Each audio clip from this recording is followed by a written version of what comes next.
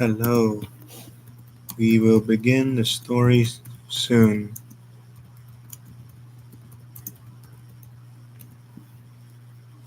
Probably like at 1. They're gonna reach us at 1. It's Garrett. Oh my god.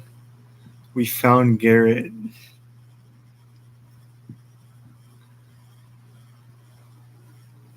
Oh my god, it's Garrett. We found him.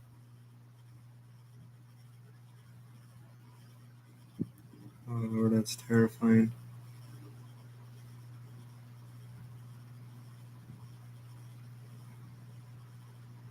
Alright, time to start the story. This is the rewritten version of the Five Nights at Freddy's movie. This took about I think 4 months. So I hope it's worth it. Rated R for some bloody in description elements, harsh language, some very strong moments. All right. The story opens with a security guard named Mark Edward Fishback attempting to break down the entrance of the pizzeria. He doesn't use his actual name but goes by Bob. Damn it, open, you got this. Bob hears what seems to be children laughter in the background. Should I check this? Would not hurt to check. Bob grabs his flashlight and walks to the location. Why did the paper say use the name Bob instead of Mark? Maybe to hide identities. Mark feels uneasy as he smells something rotting. Smells like something died. What could it be? The pizzeria at night felt creepy. The animatronics were not helping. Bob felt no fear though. He had experience with these things since he used to work here before. Okay, put yourself together. You are a fishback. Calm it down. First night is usually not that bad, so I will. Bob scares himself, bumping into pizza boxes. No, no, no, no, no. What was that? Oh, it was just pizza boxes. Silly me. Mark walks around the empty halls of the pizzeria. As he shines his flashlight, he spots a child. He seems confused. Are you lost, kid? Why are you? Mark stops. The child does not respond and just points behind Bob as the spirit giggles and vanishes. Bob looks behind him as he is jump scared by Foxy, causing the man to fall and break his legs. Bob limps quickly to the office as he sees both Chica and Bonnie dashing to the door. Edward closes both the doors as he looks at the time. It's 2 a.m. Is this the end for Bob? We cut to see Bob in stress as he looks at the power. He sees it's at 10% and he sees it's barely 4 a.m. He sweats as he sees Bonnie and Chica at his door. He turns to the phone as he gives one last message to the phone. Hello, hello. The guard makes a speech. Bob finishes his speech as he turns to see both doors open as he crawls to under the desk and whimpers. Please, please, what time is it? 5 a.m. Oh god, this ain't good. I'm scared. I hope the baby doesn't wake up. Bob sees Freddy is gone from the cameras. Bob looks up as he sees Freddy spot him, as Freddy knocks the desk over as his eyes glow bloody white. Freddy claws drag Bob's body to the chair. As Bob screams, his body is thrown into the chair. As he looks up to the clock, he sees it's 6 p.m. But the animatronics already turn on some saw type machine. Bob looks at the animatronics closing the door as he screams. He looks at the saw thing getting closer to him. He sees some screws and tries to untie them as the shreddy thing is getting closer. He yells as his face is torn in pieces. Part of his eyeball falls on the ground and part of his brain and his eyes dangle in the bloody pieces. The shreddy gets back and pulls back as we see Bob's lifeless body in the seat. Bob is dragged as his arm is seen dragged through the cameras by a shadow figure in a dark mask. An original story from Fredbear's channel. An adaptation from Scott Cawthon's Five Nights at Freddy's franchise and Emma Tammy's hit 2023. From the Blumhouse film comes, I present to you Five Nights at Freddy's Rewritten, the fan version. Chapter 1, A Man Named Mike. We cut to our main character Mike in his apartment, all messy and broken up. As he wakes up in the morning, lights shine his eyes. Hello, Yuta. How's my favorite location doing today? Mike turns to see his dog. Well, not his, but his neighbor's. Max, Bonesy, the dog. Do you want a treat, Bonesy? The dog jumps up and down in excitement. Seems like that's a yes. Mike turns to the bed as he decides to rest for a while. He opens his eyes to see he has arrived at some type of forest location. He turns to see a kid just standing there.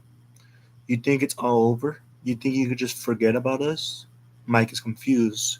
What are you saying? What is this? Where am I? The kid does not respond. Mike runs to the kid as the kid vanishes out of nowhere. Mike falls to the floor. Mike's head begins to hurt as he hears the alarm ring. He opens his tired eyes as he sees the sunlight hit his eyes. Mike grabs his pills and some water out of and he gets out of his bed. He begins his push-up routine as usual, but then he hears a ring at the door as he gets annoyed. What now? Mike opens the door to see Doug. Hey, Doug, Mike says. Doug seems angry, Mike could tell. After the whole Aunt Jane leaving Doug for Jane not needing him, Doug decided to buy out an apartment company. We cut to a court scene where Jane is laughing at Mike as she grabs the money and looks at Doug. So long, Doug. No longer need your assistance. Toodles! Jane shuts the door. We see Doug just sitting there making his faces. We cut now to the broken down apartment. Doug lifts his finger. Don't you Doug me, Mike. Where's your payment? Mike sweats. What payment? Mike tries to act stupid, but he knows what Doug is talking about. Doug in anger stomps his foot. Your apartment payment, Mike. You did not pay your bills for the past 6 months. I let you live in this apartment and you made it a mess. Mike looks in confusement. Look, you know how it's not easy to get a job since that jerk of an aunt ruined me. I have nothing. Doug tries to feel bad. Look, Mike, I did not buy this apartment company for the others who lived here. I bought it for you. I felt bad for that shithead of an aunt of yours who ruined your life, took everything, but you cannot be doing this. Mike turns to see multiple pizza boxes and papers in the floor. Look, I can explain those. You see? Doug sees Bugsy walking around and peeing on the floor. And you have a dog now? How? Mike laughs. That's not mine.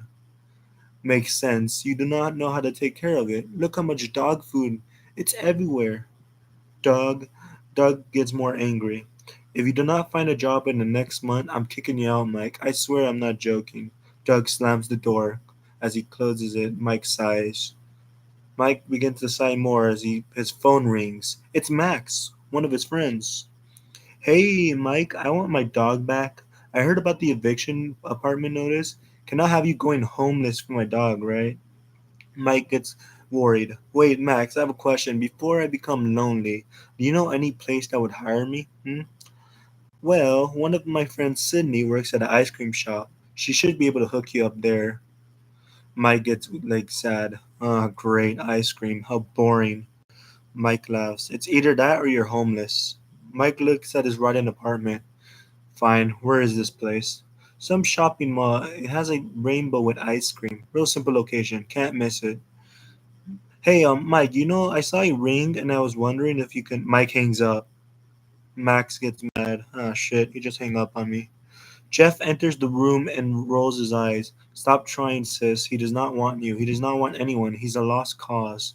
Max crosses her legs and throws her hair as she grabs the remote and turns on the TV.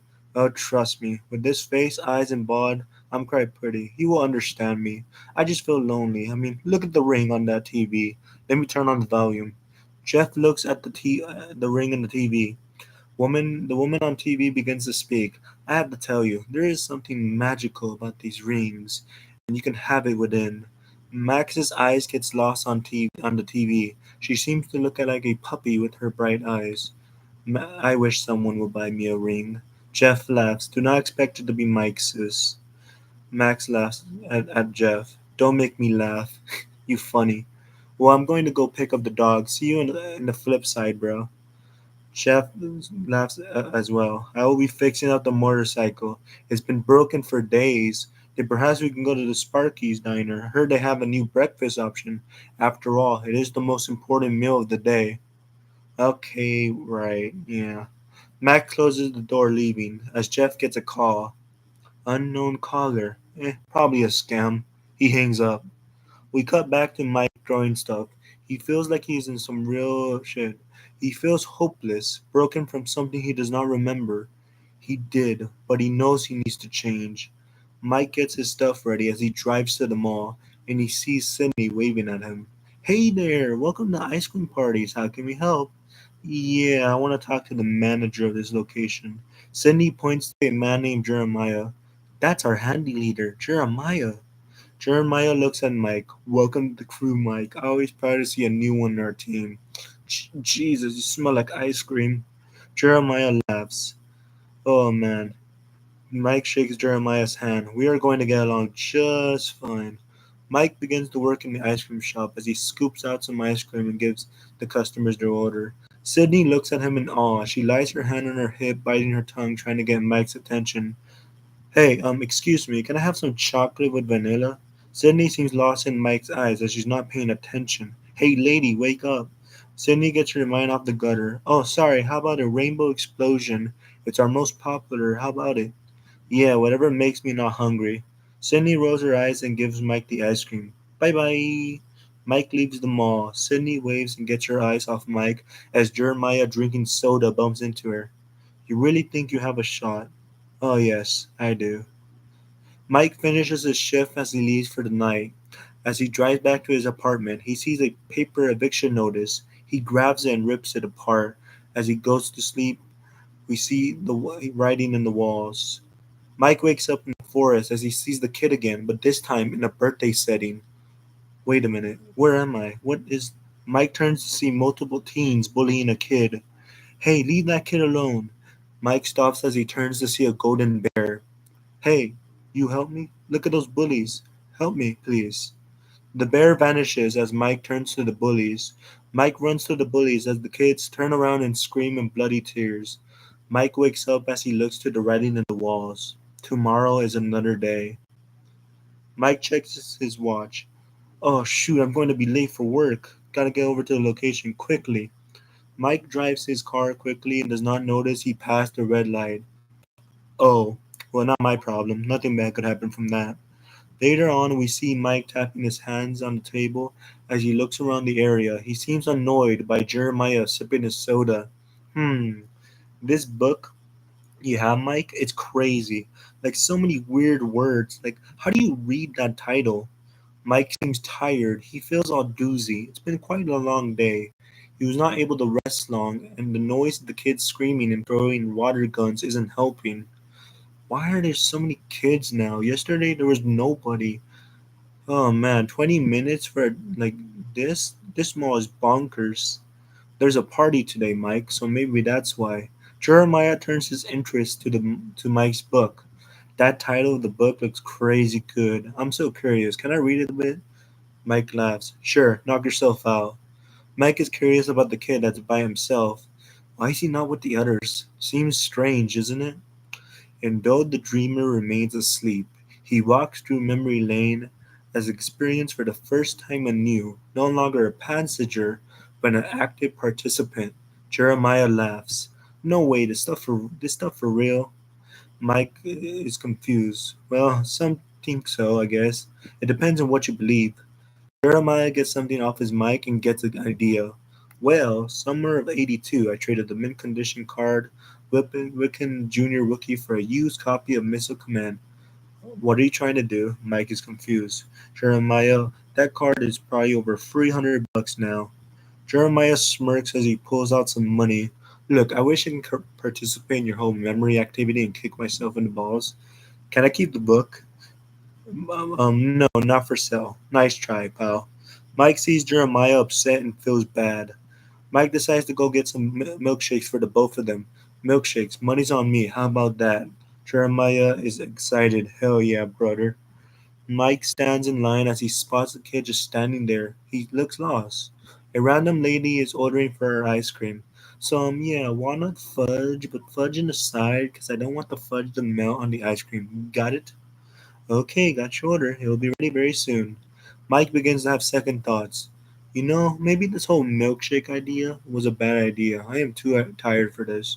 Cindy talks to the distracted Mike. Hey, you want your usual, right? Seems Mike forgot about the milkshakes because he just says yes. Mike turns and witnesses the kid get grabbed by a man. Many new flavors we have. Mike? Oh, dear. He left. Mike runs through a crowd of people. He pushes a couple to the side. Hey, hey, you let go of that child. Mike jumps to the random guy and begins to punch him in the fountain as the crowd goes wild and begins to record. Chapter 2, in which Mike gets fired and finds a new shift. Mike wakes up to the alarm. As he wakes up and begins to get ready for his job at the shopping mall center, but he gets a call from his phone. Hello, it's Jeremiah. Hello, Mike. I have news. Oh, no need to worry. I'm on my way there right now. Yeah, that's the thing, Mike. You are not allowed to work here anymore. Mike stops. Wait, what? Mike drops his bags on the floor. Yeah, after the whole you beating the dad up at the mall, we saw your papers. You live a messy life, no pay, rent terrible, and yeah, we learned about the red light thing.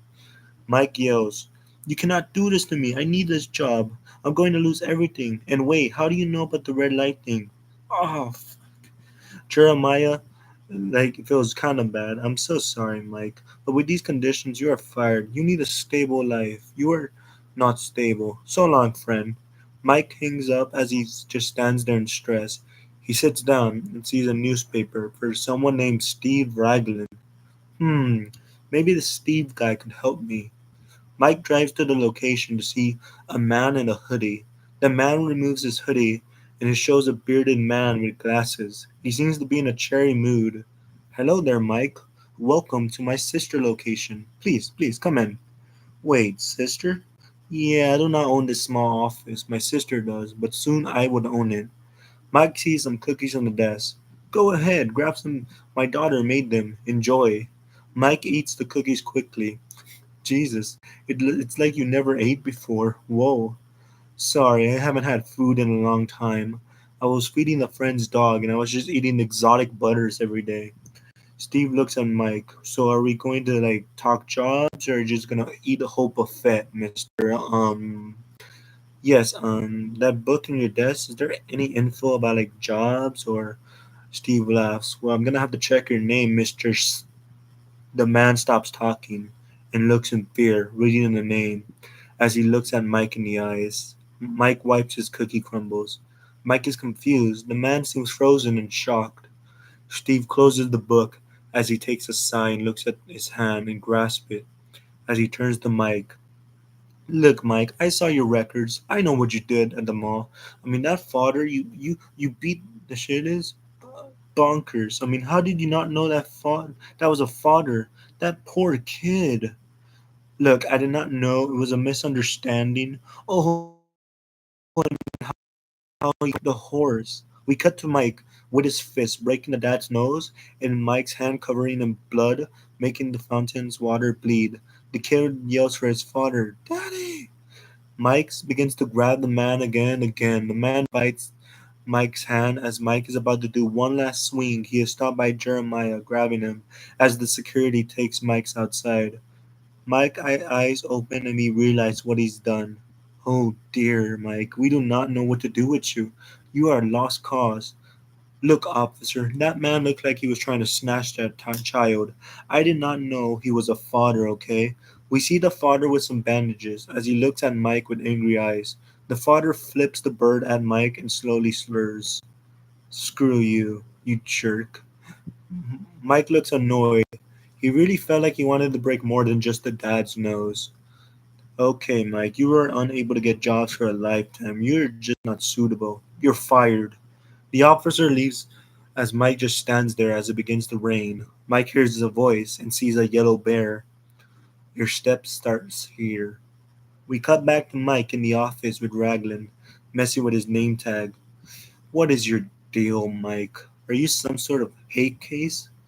Because like it's crazy. I never seen anybody with as many employment records. It's like you're trying not to be here. It's like you want nobody to give you a chance. Mike seems annoyed as he looks at Steve grinning and placing his foot on the desk. Steve gets up as he grabs his coffee maker. Coffee? Sorry? Would you like some coffee? I made coffee earlier. No, I don't. Steve laughs as he picks up the coffee with his pinky.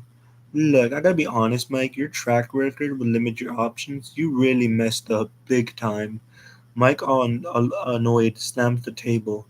Look, I will take anything, any job. I need something. I cannot be jobless all the time. I need money. I'm going to be evicted from my apartment in 6 months. No, no, I get that. It's just, it won't be simple. You blew it, old sport. Mike's teeth turns as he gets up and heads to the door all mad. Okay, thank you. You are absolutely no help to me. Steve laughs. I got a job for you, Mike. Steve swings his arm in excitement. Come, now sit now. Don't you want to hear what I got to say? Mike chuckles as he sits back to the door. That's great. What is it? A security gig. A what? It's a place called Freddy Fazbear's Pizza. Quite simple. One job. Make sure nobody breaks in and look at the cameras. All handy dandy. That's two jobs. Steve seems annoyed. He whispers slowly, you little prick. I'm sorry, what? Oh, nothing. Anyways, I'm pretty sure you just called me. It was nothing. Now listen. Steve calms himself down and sips his coffee. Mike looks at the man. It seems like Steve isn't as he seems. Sorry, I'm not myself without my coffee. I'm sure you understand. I mean, you look sleepy. Mike does not respond. He just seems tired. It starts for 5 nights. Quite simple. Your shift starts at like 12 a.m. Here's the card with the location. How's the pay? Not great, but the hours are worse. Oh, and it's during nights, not morning. So yeah, you're the boss over that place. So yeah, hell, no one's even there. So you're all alone. Like, wait, nights? Sounds like a huge chore. I'm not sure. Look, if you do not want the job, I could always like, I'll take it. Mike grabs the card and thanks Steve for the job. No problem, old sport. Steve sees Mike leave the door as he pulls out a photo. Can it be him? Mike drives his car. This car just feels weird to drive around. Every building looks the same. Mike is back at his apartment as he budges the broken door. Oh, look, an eviction notice. That's just great. Mike opens the door to see drawings around the wall and a picture. Mike goes to bed as he gets ready for the next day, but he is awakened by some hallucinations in the wall. What is that in the walls? Mike gets closer as he puts his hand in the writing in the walls. He feels the hands of Golden Freddy. Mike enters a hallucination sequence and he sees the yellow rabbit grabbing multiple kids' hands. Mike slowly follows the yellow rabbit as Mike witnesses the yellow rabbit closing the door. Mike tries to open it, but Mike hears a scream behind him. Mike sees four bullies grabbing a kid as Mike yells at the bullies. The ghost kids turn to Mike. Remember what happened now? Mike is confused as he runs to the bullies but trips over a balloon boy figure. As he gets up, he is jump scared by the yellow rabbit and multiple kids in tears. Mike wakes up from the hallucinations as he looks to see a poster with writing, Soon you will find out what you did. Chapter 3 Flashbacks and a missing dog and a girl named Susie. In a flashback, we see a girl named Susie looking for her dog. As she cries for her dog, she decides to give up and play the arcades. As she is playing, she hears a voice and a figure walk up to her. The yellow rabbit, it seems. Hello, young one. What seems to make you so sad? I'm sad because I lost my dog. You know where my dog is, yellow rabbit, sir? The girl cries for her missing pet. The yellow rabbit grins. I know where your dog is. Follow me and bring your friends. I have birthday cake and games as well. Susie calls out for her friend. Hey, let's follow the yellow rabbit. The friends decide to agree with Susie, as they also want birthday cake and games, as they follow and chant, Follow the yellow rabbit. The yellow rabbit smirks as he leads the kids to the back rooms, removing them from their parents. Susie asks the yellow rabbit for her dog. The rest, Gabriel, Jeremy, Fritz, and Cassidy, are all also confused as they see no cake in games. The yellow rabbit removes his mask as he pulls out a knife and cackles. You want a game? I'll give you a game. Kids get back. The man grins closer to the kids as he stabs them. Fritz yells from the stab, and Cassidy tries to fight back, but the cut is right in the neck as Susie looks at Jeremy getting sliced open in the stomach by the yellow rabbit. Susie begins to cry. Where's my dog? The yellow rabbit pulls out Susie's dog's head. As Susie is about to scream, the yellow rabbit grabs her mouth and snaps Susie's neck right open. The yellow rabbit sees all the kids' bodies as he tries to think of a way to hide them. No one will find these useless kids there. The yellow rabbit sticks the kids' bodies in the robots. You go on Freddy, you go on Bonnie, you go on Chica, you go on Foxy, and for the dog, a tiny bit of your brain could go on the cupcake, and I'll just cook you for dinner. Chapter 4. First night ain't nothing, right? Mike in his car drives in the location as he looks up. Freddy Fazbear's Pizza. This must be the place Steve told me about. Mike walks up to the location and sees some keys on the floor. He grabs it and sees a note. Generator in the front of the door. Nice. Mike looks and sees the generator box. He turns it on to see the pizzeria light up. Well, let's get this party started. Mike gets a call from his phone. Mr. Raglan, why are you calling? I'm here to give you an update on Freddy's. Things to know. Let me give you a little backstory. This place was huge in the 80s with the kids. It's been shut down for years. Now, there's only one reason it's been open because the owners, they really do not want to let it go yet. Steve giggles. You are here because multiple break ins over the years, drunks and vagrants, mostly ideal. The security systems are dead, but some do work. Floodlights on the outside, cameras on the inside, and oh, do be careful with the fires. Freddy's could have dangerous fires, sometimes mostly burning incidents, but none of those happen because we do have firefighters to finish the job. I guess that's it.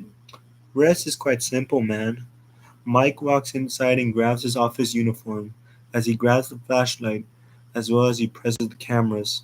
Just keep your eyes on the monitors and keep people out. Piece of cake. Steve sighs as he places the phone on his desk. Mike turns around to the door. So I will see you on the flip side. Hopefully. The outside of Freddy's is bright as we see a golden bear just standing there in the entrance as his head turns. Mike gets up to leave his office. As he is looking around, he leaves the stage area. He hears a sound. He turns. Hello? Anyone there? Mike runs to the stage and opens it just to get startled by the animatronics. Mike closes the curtains as he walks back to the office. He looks around the office and sees a cup. He drinks it and spits it out. Ew, that's expired. Ugh. Mike sees a tape with his name on it and decides to play it. Hello there, my name is Kim. I am your first messenger for today. If you are watching this video, it means you've been selected for something very special. Congrats, we are going to have so much fun together. Mike sees the TV glitch as he hits the camera. It glitches again. The genius who created Fazbear Entertainment created this location for his two passions, family fun and cut-edge technology. Also, these things that also these creatures things in the back of me. Let's introduce you to the stars of the show. The TV begins to static everywhere as a golden bear spams. It's me. Mike hits the TV again. Adorable, are they not? These creatures are now your children. It's your job now to keep them safe and make sure that Freddy's is here to delight, dazzle, and entertain for years to the TV turns off as looks in confusion. Uh-huh, so that just happened. The phone rings as Mike answers it, trying to answer it, but stops. The phone answers itself. Hello, hello. Is this the new night guard? Oh, thank Lord. Welcome to your new job. This is Freddy Fazbear's Pizza, a magical place. You probably already know that, though, because like Kim said that. But I'm your the secondary messenger. I'm the real deal, as they say. Mike coughs as he keeps listening to the phone. Okay, so the company wanted to tell you about this greeting. It's kind of a legal thing. Yeah, let's just say like any accidents were to happen in this place, like death or stuff, like we at Fazbear Entertainment are not responsible for that. That's what I've been told. Mike feels uneasy as he looks at the pizza box. He feels hungry. God, I am starving. Not a huge fan of pizza, but like that's all they got. Mike grabs a slice of pizza and throws it off his mouth. Oh, it's cold. Who leaves cold pizza on the table? That's evil. Gross. Mike gets up as he leaves the office to find a microwave for his pizza. Mike leaves the office, ignoring the phone guy saying that the animatronics wander at night. Mike is walking around the kitchen as he spots the microwave. Finally, the microwave. No more frozen pizza. Mike puts the pizza in the microwave. As he waits, he doesn't see the reflection of Chica in the microwave window. Mike grabs his pizza and turns around and he bumps into Chica. Mike drops his pizza and looks at the giant chicken. Chica's head turns around as her eyes turn white. Holy crap, is that a giant chicken? Or perhaps that cold pizza had something in it because I might be tripping. Mike grabs a pan and tries to hit Chica, but Chica grabs the pan and throws Mike across the room. Mike falls in a bunch of pans. Oh, that's gonna hurt. My poor back. You animal. Mike Chica begins to crawl like a spider and tries to jump on Mike. Mike dodges Chica as Chica falls in the box of pizzas. Chica begins to eat the pizzas. Nice. Seems she got distracted. Nice. Mike turns to see Bonnie angry with white eyes and a raspy voice as Bonnie grasps his guitar and swings it at Mike like a knife. Mike rolls around on the floor, avoiding the guitar as he gets back up with the pan and hits Bonnie's face. Bonnie gets angry and begins to chase Mike to the office. Mike runs to the office on panic. Oh god, it can move. I thought this is a normal pizza place, not a saw trap. Mike turns to hear Bonnie running to the other door. Mike quickly shuts the other door. Bonnie is banging the door in anger as he pulls out his guitar and slices the door like a knife. Chica is punching the other door while scratching the door at the same time. Mike closes his eyes as he hopes the night is almost over. Mike once again wakes up to see the ghost kids showing him a blurry vision drawing of a kid crying. What with what seems to be Mike isn't sure. It looks like a blurry bear. But what does it mean? Mike hears the clock chimes. It seems 6 a.m. Mike falls to the ground and is proud to be alive. Maybe. He turns to see the writing on the walls. It's me. Chapter 1. A Broken Childhood and a Crooked Man. We see a young girl named Vanessa taking care of her mother as the mother is in the chair watching TV. Hey mom, did you record the episode I missed? Yeah, I sure did, sweetie. Okay, let's see. I'm excited. Vanessa was always happy to see TV. It's the only thing she had to do in her house, with the show Fredbear and Friends. It calms her down since her brother left because of a crook of her father. Vanessa's father made her brother break out of her own house because Vanessa saw everything. We turn to a flashback where we see Evan in his room, thinking of if he should run away to that place again. He feels scared because his mom gets hit by his father, and he thinks he might be next. Evan hears a loud knock on the door. Evan, you open this door right now. William was a very aggressive father, and who knows what he would have done to poor Evan. Evan falls in tears as he knows he has to leave. He writes a note saying goodbye to his crooked home. Evan breaks the window and leaves his only house. William breaks the door as he sees his son has left his house. William, in rage, goes back to the back of the house and sees the footsteps of not his son, but what seems to be a bear. He must have gone to that place again. God damn it! We see a young Vanessa witnessing William hitting her mother in rage, as Vanessa just stands there, cold. We cut back to now, where Vanessa is watching TV and see William enter the house, drunk. The mom in concern sees William all angry. William pulls out a knife in anger, since he seems to be having a bad day. You know what, woman? You were just sitting there. That makes me angry. Do something, you lazy piece of garbage. Vanessa tries to protect her mom, but is smacked in the face by her father, giving her scars across the face. William laughs and screams at his daughter. You are not good enough. You were never good enough. Not now. Stop trying to play hero. Clara stands up the Afton as she charges to her drunk husband as William smiles and stabs his wife. Oh dear, till love do us part, hmm? That's what happens when you mess with me, my love. Vanessa witnesses her mom fall to the ground dead as she cries for her dying mother. Wah, wah, is that all you do? Cry, God, you're just like Evan. You know, maybe it's good he left. He was not good enough, just like you. Vanessa looks up at her father in fear. William pulls out his hand. Forget her. Follow me, and you will understand why I'm doing all this. What do you have to lose? Vanessa wipes her tears. As her eyes glow purple, she grasps Afton's hand as they begin their dark future. Chapter 6, Vanessa's Plan and the Break-In. We cut to now where we see Mike entering the pizzeria for some stuff as he needs some cleaning stuff since he's poor. We see a police car in the front. It seems that a police officer is spying on Mike entering the building.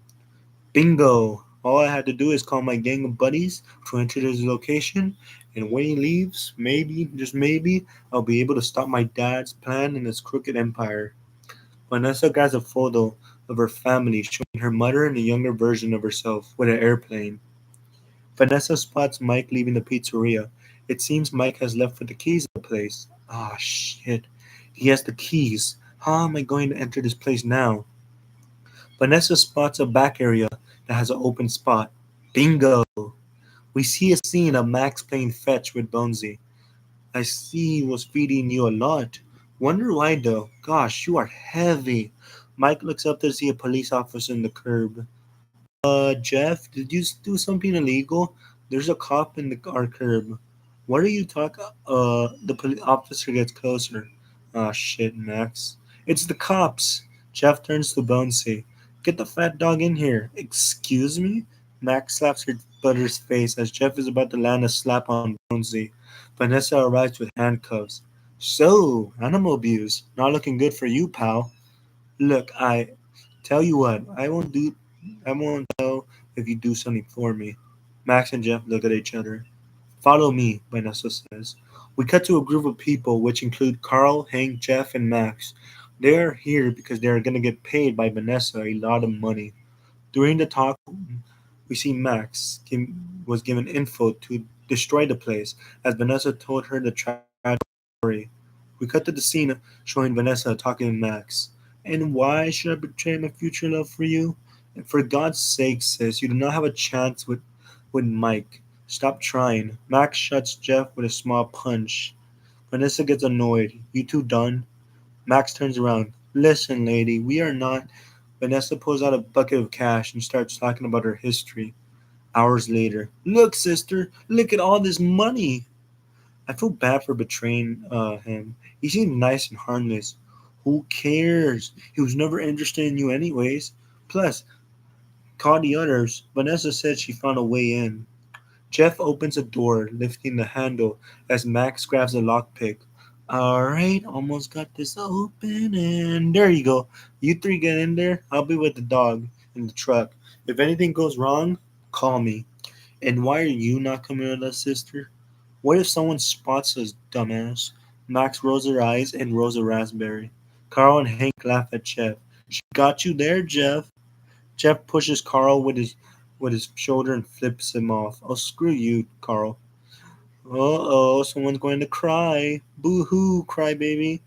Hank looks at Carl. Okay, that's enough, son. Jeff turns to Carl all annoyed as he looks around the kitchen. He whistles a jingle and turns to the group. Alright, now be quick but thorough. Maximum damage, maximum time. You see anything valuable, grab it and we'll settle it after. Hank and Carl, Hank and Carl scream in happiness as they jump for joy like they won an arcade game. Yeah! Come on, let's mess things up. Let's go, boys. Carl smirks as he wears his headphones, listening to some 80s music. What are you listening to? Jeff wants to know. Carl flips Jeff off and walks in his own direction. Oh, I see. See what I care, bozo. Later on, we see Carl spraying ketchup packets all over the walls while he's jamming on to Take on Me. Oh man, this is fun. God, it slaps.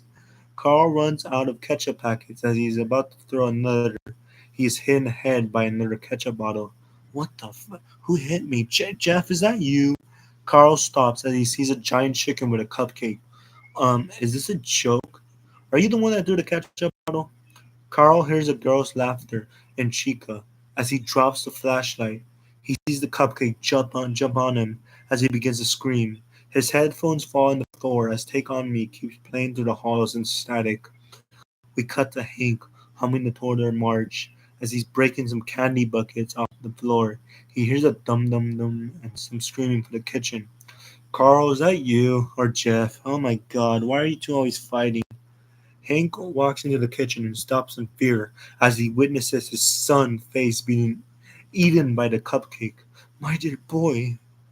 Hank grabs his bat as he looks up at Chica.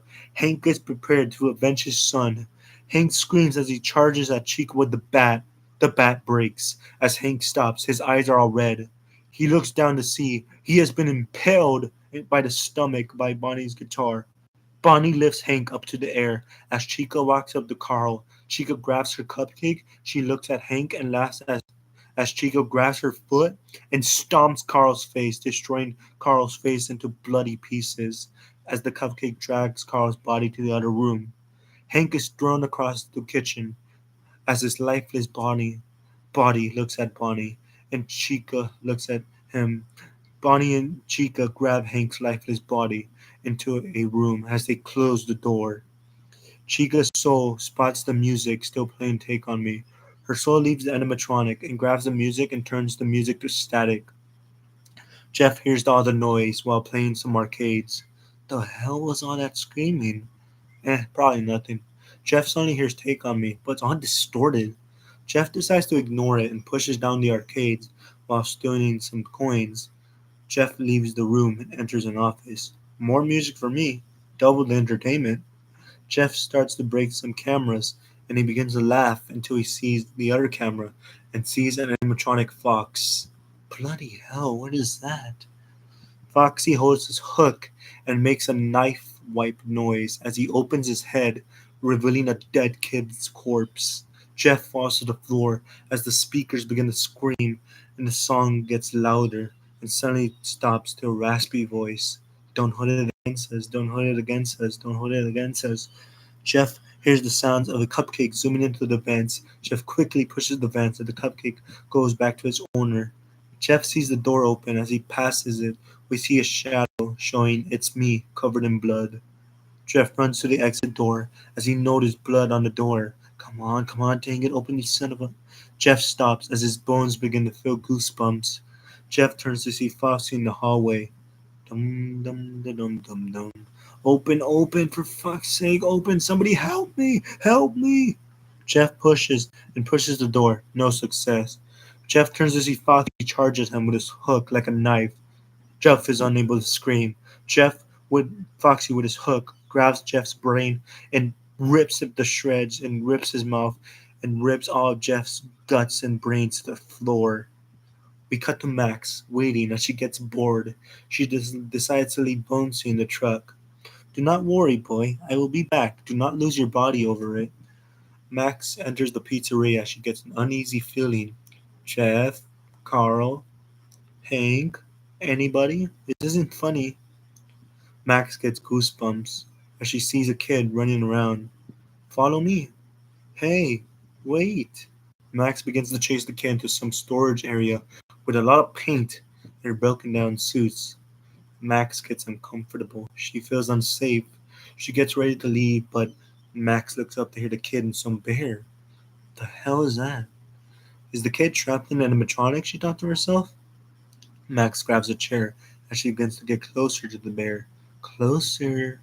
Max gets weirded out and starts pulling out her head, but is unable to. Max begins to scream, help! Help! Somebody! This is not funny, Jeff! Help me! Max witnesses a dead kid's corpse laughing at her, and it begins to make a countdown. 3, 2. Max's eyes in fear closes as she prepares for her fate. The soul counts but doesn't finish to 1. Max seems to not be stuck in the Freddy anymore. She begins to slowly pull out her head as she takes a deep breath. But she doesn't realize the hand that pulls her back and bites her body into pieces, causing her guts and blood to fall all over the floor. We see Vanessa entering the pizzeria as she witnesses each of the corpse and of the gang in the suits. Vanessa grabs the door and closes it. As you see, she's Mike entering the door of the pizzeria. Vanessa hides in the area as she, hoping Mike doesn't see her. Perhaps he can help me. Perhaps he is the one. Chapter 6, Night 2. Mike meets Vanessa. We see Mike in his office, humming as he gets bored. He pulls out a photo of what seems to be papers. Mike looks at the papers. He remembers that his evil aunt took his sister and won the case, because it was not stable or able to take care of her. Mike wishes he was able to change his ways. Maybe he won't be alone anymore. Mike also has something else he has done, but he does not remember what it is.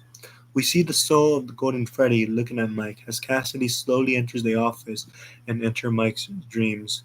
Mike's mind starts to hurt, but lucky for him, he brought his pills. He takes them and turns to look at the poster in Nevada. Mike closes his eyes as he daydreams back to his young years, where he is now with his parents enjoying a barbecue with Garrett. They all smile and laugh. Mike smiles, but his old dream gets distorted as Mike wakes up. Mike hears the phone ring. Hey, so told you can make it. Congrats. I won't talk as long as often since Freddy and his friends get more active. Might as well check those cameras while you're at it too, and check the lights too. Mike turns on the lights as he sees his friend's power. He quickly shuts down the lights. No danger, so yeah, just check them. Oh, and look at Pirate's Cove. The character in there seems to become very full of energy. It seems like he doesn't like the attention. Mike rolls his eyes and he turns to the camera. Pirate's Cove. Anyways, but you got everything under control. Just keep your eyes on the monitors and talk to you soon. We see Vanessa looking at Mike in the office as Vanessa falls over a pizza box. Mike turns as he is curious. Hello? I see you. Vanessa gets scared. No, you don't. Mike pushes the pizza boxes as Vanessa gives up her hiding spot. Okay, fine, you got me. Hey there, old chum. The name's Vanessa. Mike is confused on why a random lady was hiding in some pizza boxes, but he doesn't question it. Hello, I guess. Vanessa looks at Mike in confusion. Hey, it seems you're badging there, pal. You're not wearing it. Are you some sort of security guard? You're gonna need a badge. What badge are you? Vanessa runs to the boxes and grabs some merch and grabs some goodies. There you go. Now you're official. Vanessa sees the blood in Mike's hand. Ew, looks like you're bleeding. Where did that come from? Mike looks at his cut. Come on, I know where they keep the first aid kit. Vanessa aids Mike as Vanessa looks at the Nevada poster. Ooh, Nevada. Why though? You seem to really know your way around the place. Vanessa laughs. Well, Freddy is my beat. I loved this place as a kid, but it's shut down. Vanessa looks at Mike. You were acting kinda strange when we first met. You good or are you trying to get a date? Mike laughs. Look, not interested. It's just that it's been a weird night. Vanessa looks around the room. Yeah, it does sound like Freddy's. This place it does things to people. One of the reasons we will quit. I'm sorry, what? Vanessa switched up the topic. Have you met them yet? Met who? Vanessa grabs Mike's hand in excitement. Oh boy, you're gonna love this. Where are we going? Why are you dragging my hand? Vanessa opens up an arcade and the lights turn off. Mike sees a poster with a missing kids paper. What's this? Mike rips the paper off the wall as he turns to Vanessa all distracted.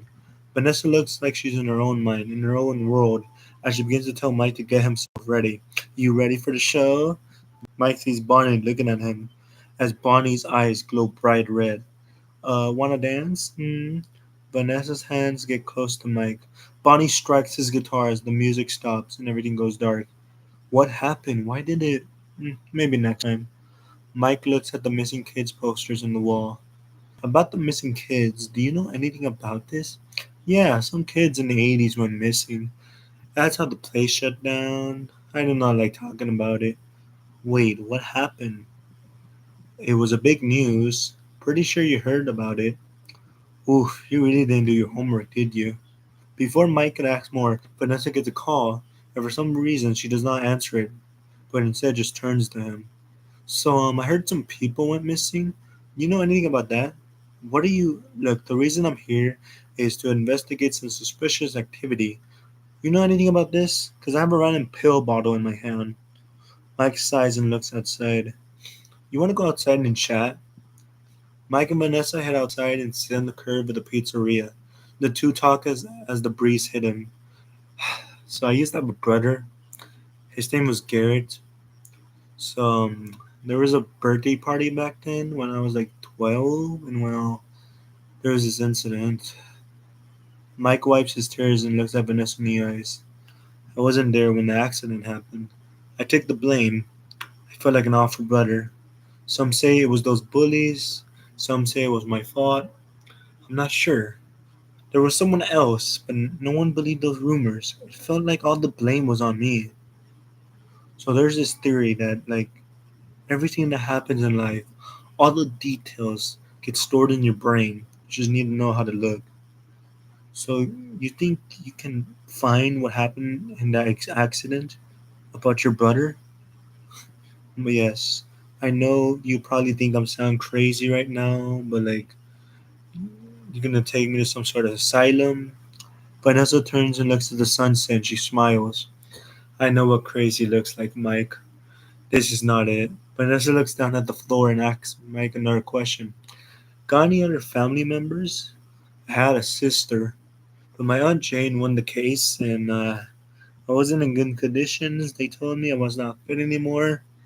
Can you believe it? I lost a brother, a sister, now I'm alone. Well, kinda alone. I had a dog, it wasn't mine. It was my friend's Max. Now she won't answer my calls. Vanessa looks at herself and begins to sweat. Yeah, wonder what happened to her. Vanessa switches up the subject. She pulls out the pills. And what are these things for? The pills, they help me sleep for night. Night after night, I go back to the same dream. Hear familiar sights, hear familiar sounds. You know, when my brother was in that accident, my mom, she committed suicide because she wanted another child. And when Garrett died, she ended up with Abby. And well, yeah, Garrett might be gone, honey, but we can still make another Garrett, right? Let's have another baby. Yeah, maybe there's a chance we could be happy again. We cut to the hospital where it reveals. And it's a girl. Mike's mom eyes are in tears, and she is disappointed and stressed. It was supposed to be a boy. It was supposed to be Garrett. We can name her Abby. Mike's mom begins to freak out, throwing stuff on the floor. No, I did not want this. It wasn't supposed to be this way. Fuck this. Fuck my life. Why is my life so cruel? Why, God, why? Mike's mom storms out of the hospital, leaving her baby Abby all alone. Mike's dad gets back from the hospital and enters the house, but hears nothing. Everything sounds like crickets, quiet. Honey, are you here? I found out that Abby enjoys drawing. She's quite the artist at a young age. Mike's dad walks around the room and sees his wife's room wide open. Mike's dad lights up the switch and stops in horror. It seems Mike's mom has hanged herself. She couldn't handle the stress of losing Garrett. We cut Mike to Mike wiping his tears. So yeah, my dad just left, and well, he never came back. He always blamed me. He couldn't handle it. Yeah. Mike turns around to Vanessa. So yeah, my back when me and Garrett were kids, our parents, we were such a happy family. We were like those perfect parents you will see in those old TV shows. We hold hands, we give grace. That sounds quite nice, Vanessa says. Mike laughs a bit. Sounds goofy, but then it's gone. Vanessa looks Mike in the eyes. You still have a chance to change things, Mike. From where I see, you, my good sir, are lucky. Vanessa gets up and snatches the pills off Mike's hand and throws them around the road as a taxi car runs it over. Hey, my pills, what the hell you do that for? Look, no more sleeping on the job, Mike. When you're at Freddy's, you stay alert. Mike sees Vanessa get up as she gets a call from the station. Well, I should go. It's been nice talking to you, Mike. I have to go now. Look, your night shift has ended. Anyways, it's been lovely. Peace. Sees Vanessa drop a tape on the floor. As Mike quickly grabs it, he hides in the bag and sees Vanessa leave the area. Okay, let's see what's actually going on. Mike turns around to see some writing in the walls. Getting closer. Chapter 7. Mike discovers the tapes. Third night. Mike leaves the pizzeria as he sees it starts to rain. He calls for a taxi. It arrives. It's Corey. Sup, how can I help today? Just hurry and take me home. Jeez, man, calm down. I did nothing to you. We good? The taxi driver turns around.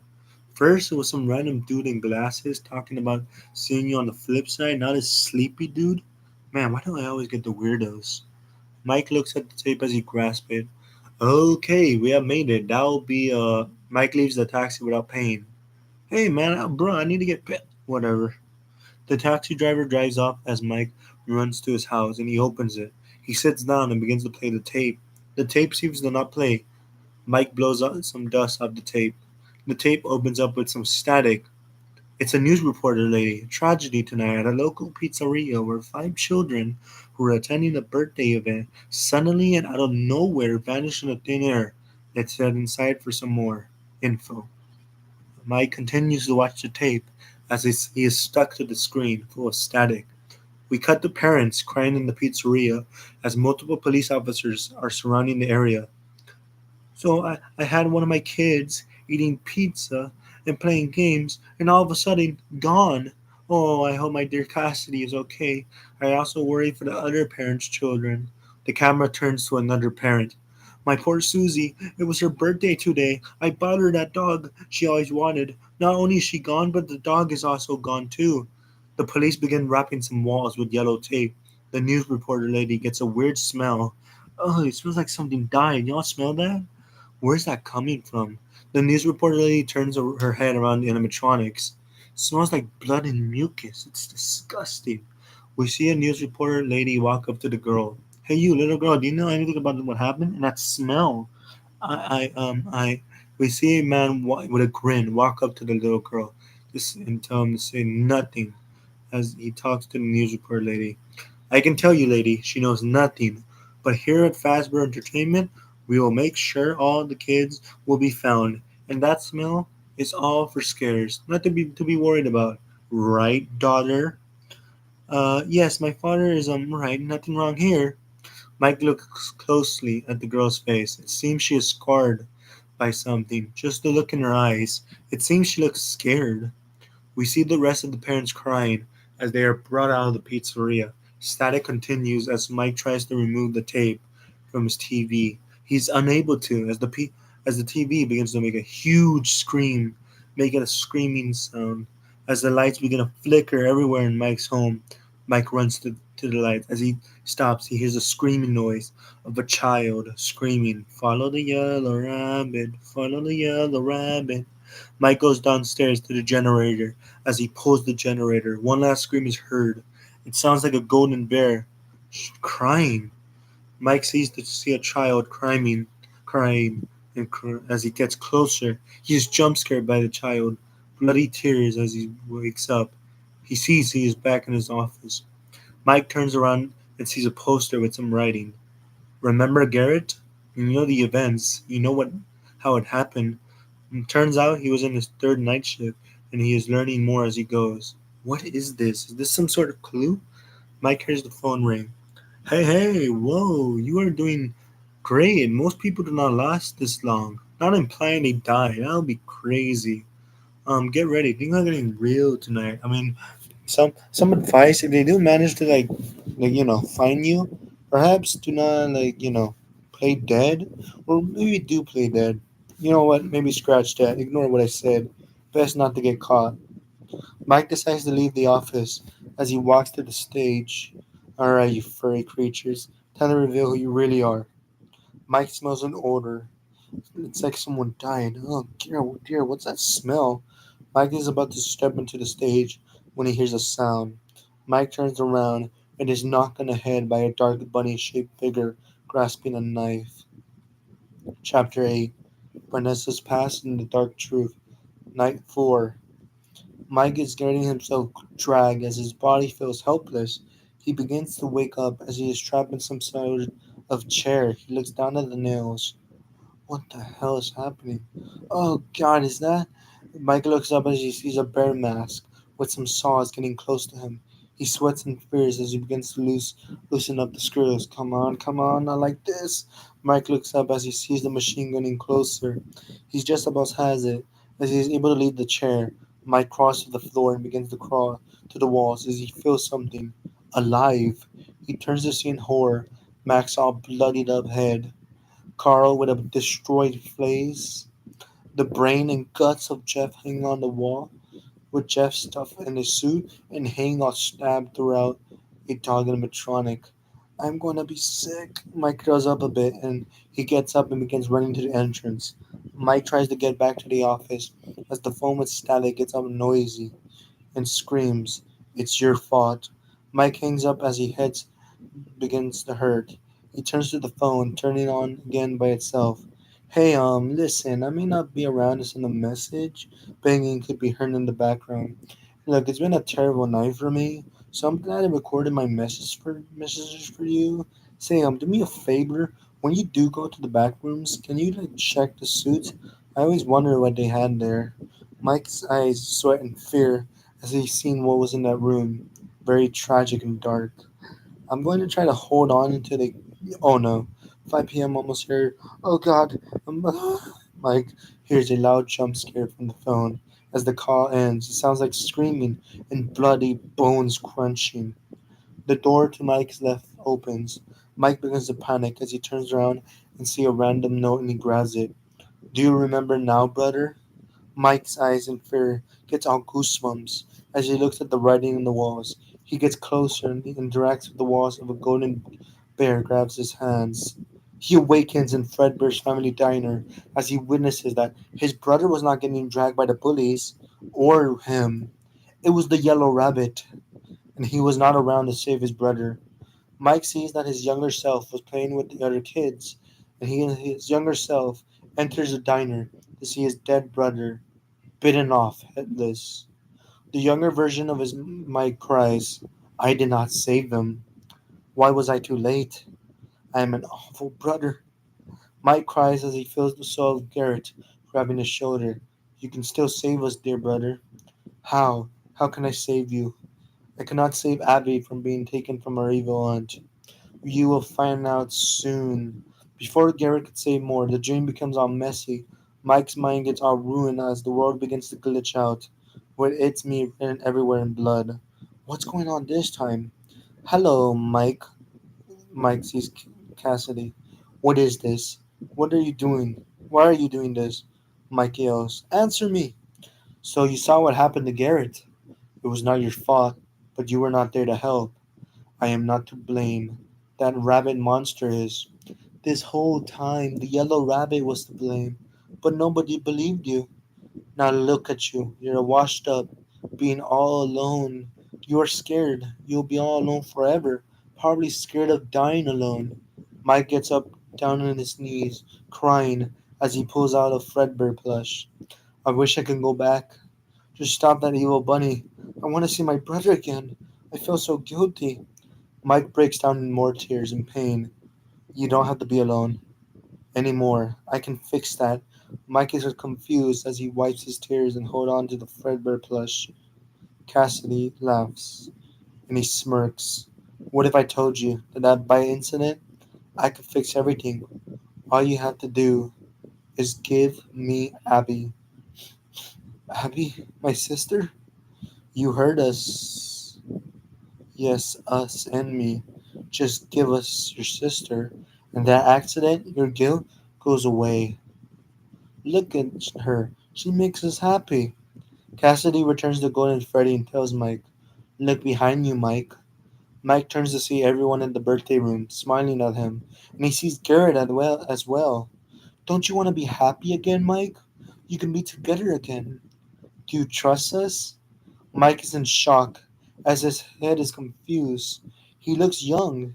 He turns to see his mom tickling Garrett, as Garrett is laughing with his toy plane, while his mom is drinking soda. They love him, Mike. It's like a new family member to them. Garrett laughs as his laughter stops, and he begins to have an angry look. I told you to watch him. None of this would have happened if you just watched him. Dad left because of you. Mike's mom throws the soda to the ground and looks Mike in the eyes. I tried, it's just that. Mike turns to see his father flipping burgers, all angry. Did you really try, son? If you tried, none of this would have happened. Mike gets close to his family. He hears Garrett speak. Play with me, Mike. It's been so long since you left. It's for the best, Mike. It's for you were never the right person to take care of her, anyways. Mike's guilt gets to him as he falls down in tears again. I can fix this mistake. I know I can, but perhaps it's too late. Cassidy's soul leaves going Freddy as she smiles all wicked. It's not too late. What do you say, Smith? Is it a deal then? Yes. I want my family back. I want to fix my. Mike's eyes open as he sees his family disappear with evil red eyes and glitchy effects. As they all scream, Mike falls to the floor. It's an illusion? You are all fake? I have to wake up now! Time stops as Mike gets back up as he knows he is still hallucinating, but he is unable to get himself together. What, what have I done? No, no, this is not right. I know you are all out there. The ghost children laugh as they begin to run around the forest. I made a mistake. Stay away from my sister. She isn't yours. Mike is slashed by each of the ghost kids, yelling, Don't hold it against us, don't hold it against us. Mike falls on the ground and looks up and hears Abby's name. Tell me who my brother is. Tell me who they took him. You promise. A laugh is heard with a dark echo. I already did. Mike feels uneasy and turns to see a drawing of a rabbit. He looks up. Mike wakes up in tears, all beat up and bloody. As he begins to leave the area, he runs and runs and gets to the exit door. Open, you bat. Mike hears a familiar tune. It's the Tour de March as the whole pizzeria's power shuts down. He turns to see Freddy, all covered in blood from his mouth, as he drops a half legs in the ground. Freddy, with white eyes, looks at Mike. Open now, you son of a. The bear grabs his mic and charges at Mike like an animal. Mike screams. Vanessa out of nowhere opens the door and shocks Freddy, dropping him to the ground. You good? Mike is in horror as the arms and head of a child is shown on Freddy. Come on, I'll get you out of here. Time to go somewhere safe. They don't stay on the ground for long. Freddy gets back up as Vanessa pulls Mike outside and quickly closes the door as Freddy punches the door with his distorted face. Vanessa takes Mike on her car as they speed out to the diner. We'll talk here, then go somewhere private. Wait, why here? Vanessa cuts Mike's words short. I'm hungry, plus he is watching. Mike wonders who is watching. Is it the yellow rabbit, he ponders? Mike is curious to know who Vanessa is talking about. Vanessa ignores Mike's questions. Lucky for you, one of my friends in the car will drive us to the next Sparky's. She will. Vanessa's car explodes out of nowhere, killing the cop in it. Both Vanessa and Mike stare at the burning car. Vanessa turns to see Cold and Freddy laughing. Why is she doing this? I am not sure, but now we need a new ride. It's that spirit Cassidy. She broke my car and blew that cop up. How are we going to go to that next burger place now? I have a way. Taxi! We see cab driver Corey. Sup? Oh, for Freddy's sake, not you again. Vanessa, why you bring the hate case here? Look, I'll pay for him. Just please drive us to the next Sparky's. How about no? I don't want him in my car. Well, technically, it's the company's car. Vanessa gets annoyed and begins to scream. Do it now, or I swear to God, I will. Okay, okay, calm down. Why are you so aggressive? Hey, Mike, this your lady? You need to find better taste in women. You have awful taste. Sorry, she could get angry at times. Shelly, lower your temper. You're gonna get us in problems. Mike grabs Vanessa and calms her down as they both enter the taxi. Why are the only weirdos in this area? The cab drives into the next Sparky's. I need to quit my job and become a YouTuber. That sounds more safe. The two arrive to the next Sparky's diner and are greeted by Ness. Hey there, welcome to. Okay, Buster, make our order quick. He asked for no pickles. I didn't ask. We have no time. Chop chop. Okay then. Thankfully we have your order quick. Hey, while you wait, do you want to hear about some stories? Some say it's just a theory. Vanessa snatches the food and leaves the diner. Okay. Thanks for visiting. We have breakfast options if you mind. Later, we see Vanessa eating a burger. Mike is confused. So, are we gonna like? Have you heard of stress eating, Mike?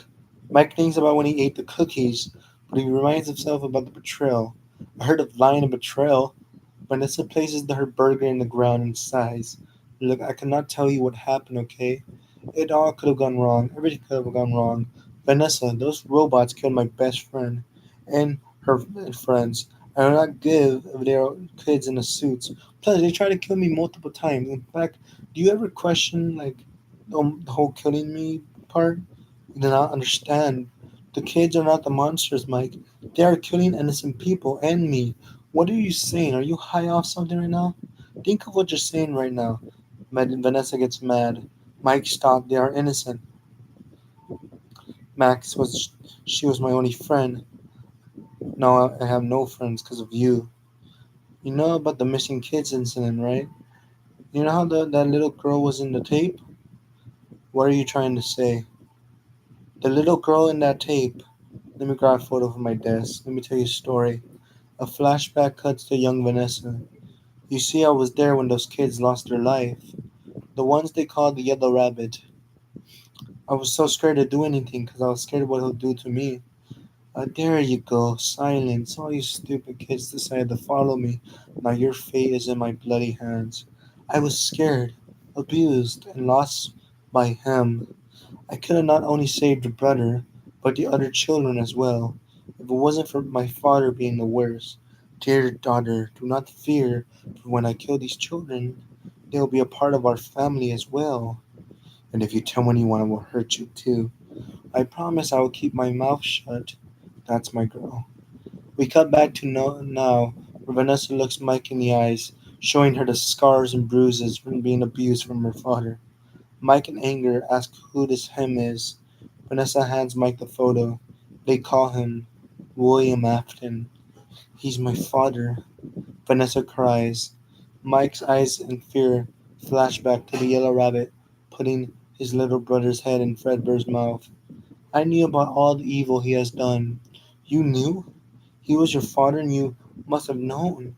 All I knew was about the evil deeds he has done, not about your brother. Do you know anything about if my brother Garrett being in those things? Vanessa holds her head in stress as she looks like in the eyes. No, he was before. Vanessa pulls out another photo of her with the fixed robots and she gives it to Mike. That, that's me. Those things made me happy. They were like friends to me, hell, family. This was taken during the grand reopening. Mike notices a plane in the same place his brother had at Fredbear's family diner. Mike throws the paper to the ground and looks at Vanessa.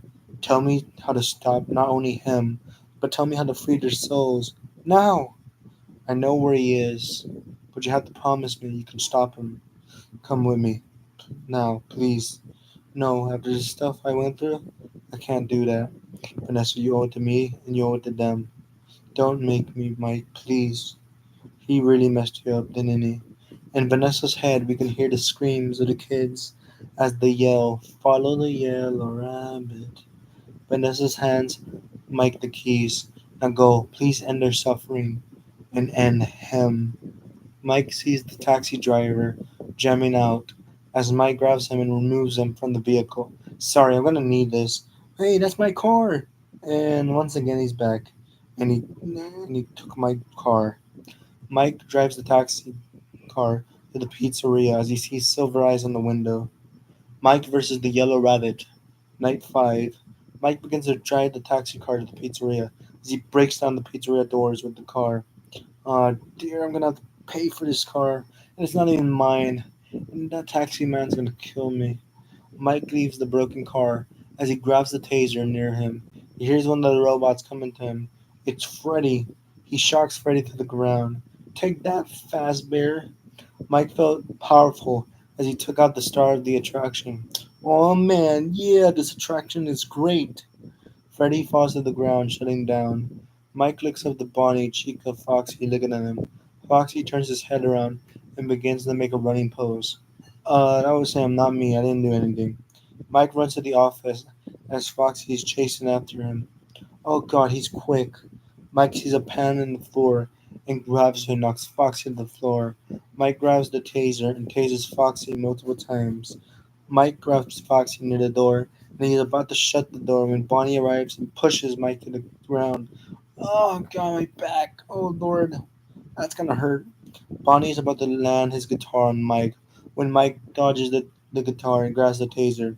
Hey Bonnie, look at the water bucket. Bonnie doesn't notice the water in the ground. Mike shocks the taser in the water as Bonnie begins to blow up in the ground. Take that, you bunny bitch. Who's the victor now? Mike hears Chica pushing the door to the walls. Chica is trying to talk, but all Mike hears is a raspy, distorted voice. Stay away from me, you bird. Mike grabs the cupcake and tells Chica he will break it if Chica doesn't let him go. I'll break it. I'm not joking. Mike tries to be threatening. Chica's eyes squint and begins to rage in anger. Let me go, or else you won't like what happens next. Chica gives up as she lets Mike pass. Mike grabs the taser and tases Chica to the ground and throws the cupcake to the ground and tases the cupcake in the ground as well. Oh, and by the way, I lied, so yeah. See ya. Mike continues to the hallway. As he stops, he hears some humming. He looks as he sees some white eyes peeking through the halls, but also it's Garrett, just standing there. Garrett points at Mike. Mike runs to the hallway, but stops when Garrett runs off. As Mike looks at Barry, he screams, Garrett! Mike then sees a yellow rabbit piping out of the hallway. Could this be the yellow rabbit Vanessa was talking about? The yellow rabbit looks at Mike as Mike pulls out the taser. He looks in terror. The rabbit laughs as he pulls the taser out and drops on the floor. Off. The yellow rabbit pushes Mike across the room. You cannot leave it alone, could you? You cannot live with your own failure. Where did I bring you? Back to me. The yellow rabbit giggles. The yellow rabbit slices his knife in the walls and turns the mic. You and Freddy's mic were like a match made in heaven. It's like it was meant to be. You monster. Why did you do all this? You know too much. Now, so you learn about the incident. First I killed the brother. Now I kill you. Symmetry, my friend. You made myself feel like blame. I lost my sister because of you. Go to hell. The yellow rabbit laughs. All this suffering. It's perfect. The rabbit laughs and kicks Mike to the wall. It begins to punch Mike over and over and slashes his face, causing Mike to bleed, and grabs Mike by the neck and he laughs. So long, Michael. But Vanessa enters the room. Drop the knife. The yellow rabbit turns and sees Vanessa. He giggles and drops Mike to the ground. Vanessa has the gun aimed right at her father. Little late for tantrums, right, huh, Vanessa? I'm not kidding, Dad. The rabbit removes his mask, revealing William Afton. You may have forgotten your loyalties, but I'm sure they have not. Vanessa turns to see the robots back in the stage looking at her. Now quit trying to play hero and finish what you started. Come on, we know you won't use the gun. Vanessa shoots her dad right in the stomach. Oh, you coward! You finally have some fight in you. William gets close to Vanessa and begins to choke her, strangling her. A voice tells a injured Mike to go for the drawings. Mike looks up to see Golden Freddy pointing to the wall of drawings. What? Cassidy leaves Golden Freddy and explains about the yellow rabbit, controls them with the drawings. So I must change it. Got it. William sees Mike going for the drawings. Oh no, you don't, you little. Vanessa grabs her father's arms. I would not let him. You hurt him too. Let go. William digs his knife into Vanessa's stomach and twists it around as William's eyes seem to be lost. Oh, the nasty thing you have become. Dad? Vanessa falls to the ground. William gets himself together and turns to Mike. As he's about to charge at Mike, he is stopped by Foxy. Hey, hey! The lights of the pizzeria all turns on. Oh my god. The lights begin to flash on William's eyes. They see you now. They know what you did. This ends here with sport. Move, Fox, move! Foxy pushes William to the floor. The rest of the animatronics look at William. William stands up. Look at you. Look at the nasty things you become. Look how small you are. How worthless you are. You worthless piece. I made you. I created you. You are the stupid kids that did not listen to your parents. You died because you are all so pathetic. Freddy's eyes begin to glow as he begins to play the Toreador March and the melody. Chica throws her cupcake at William. William dodges the cupcake. You missed. William begins to laugh. Going, Freddy appears in front of William. Did she? Chica's eyes turn red as the cupcake goes back into her arm as she points up. Golden Freddy looks up. The eyes of Bonnie turns white with bloody red. William doesn't notice a bit of water falling in his suit. Well, shit. The spring locks have activated as he begins to scream as the knife starts crushing into his guts and bone. Help! Help me! Somebody help! Parts of his eyes fall into the ground. All the animatronics begin to laugh as they see their killer in pain. Get it off me! Somebody! Please! Help me! William tries to grab his suit, but his arm rips apart in blood. William falls to the floor, coughing blood. Help me! Please! Help! William falls to the ground and begins to twitch a lot. The knife begins to stab all of William's guts. William falls to the floor, twitching more, as a big blood puddle is seen on the floor. Cassidy grabs the rabbit mask and puts it on him. There, now you know how it feels to be one of us. Mike gets up and he sees William's body on the floor, all bloodied, as the animatronics grab the dead, rotten, bloody rabbit corpse into the other room. As the yellow rabbit's blood trail is seen on the floor, a chant is heard in the speakers. Following the yellow rabbit, following the yellow rabbit. The chant continues as Mike turns to Cassidy, smiling and gives a thumbs up. It's all good, right? We're free, right? Cassidy does not answer and just vanishes. Mike lifts up Vanessa as they both leave the crumbling pizzeria. Freddy looks up and screams as he and the others close the door.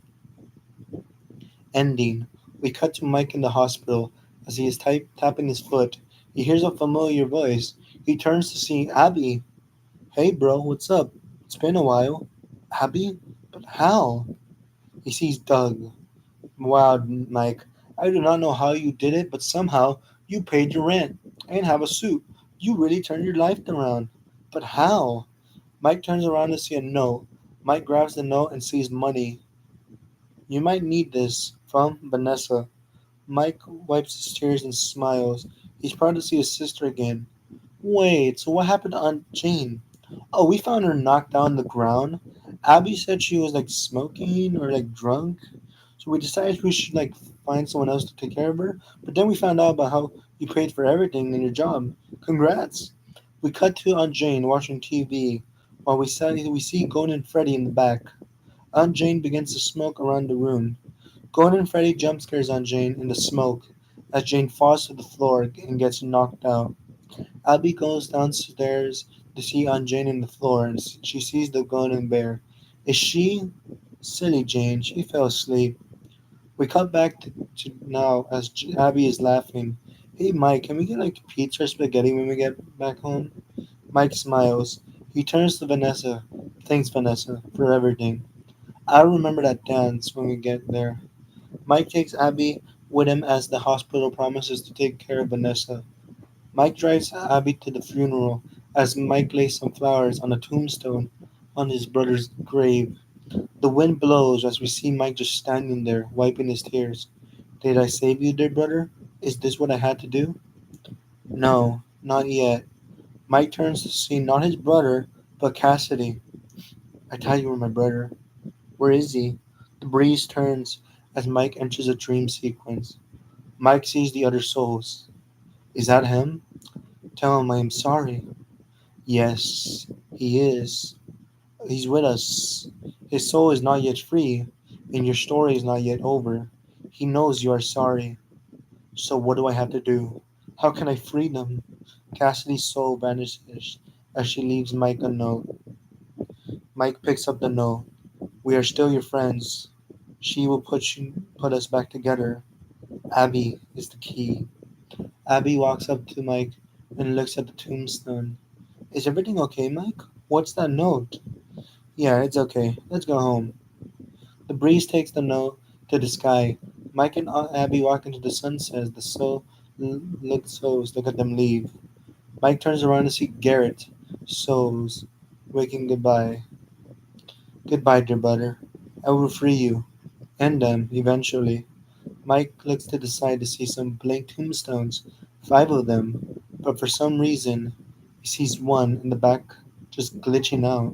Before Mike could say anything, he hears a lullaby.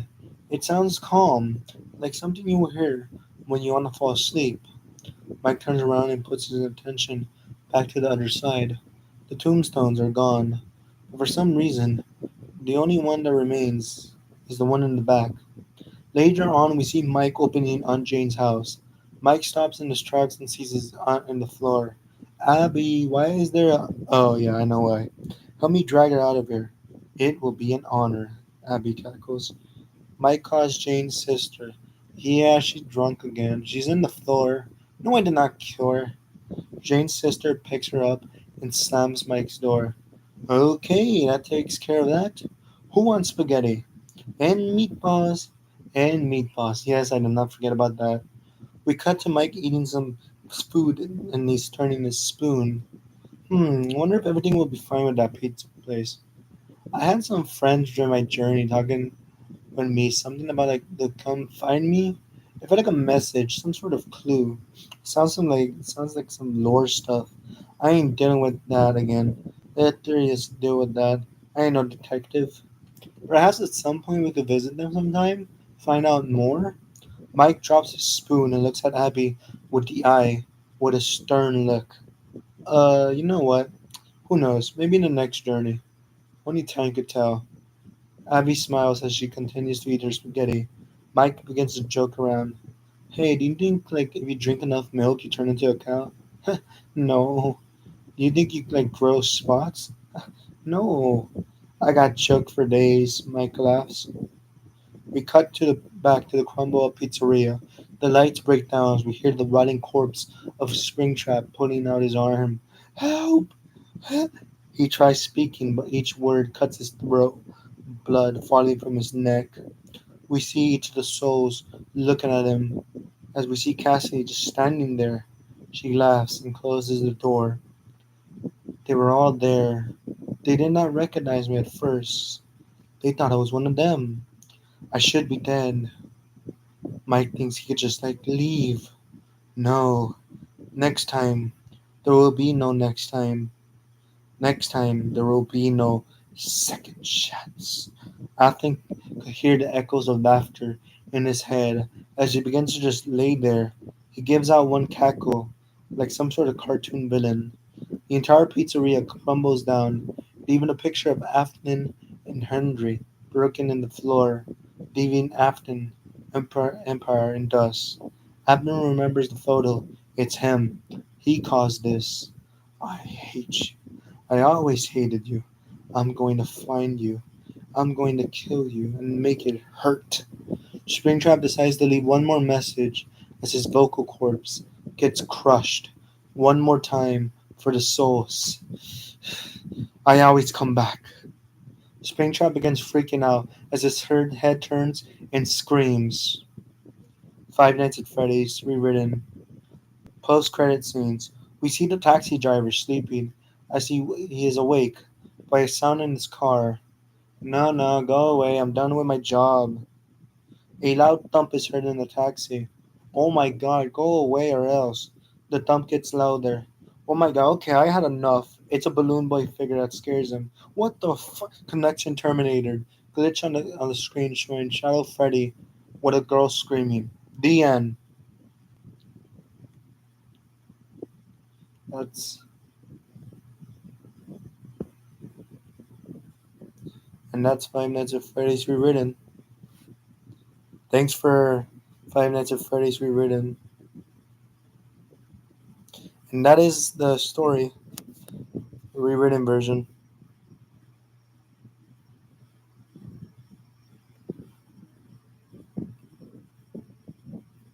So thanks for like watching the rewritten version. There'll be the questions on the community tab. Alrighty.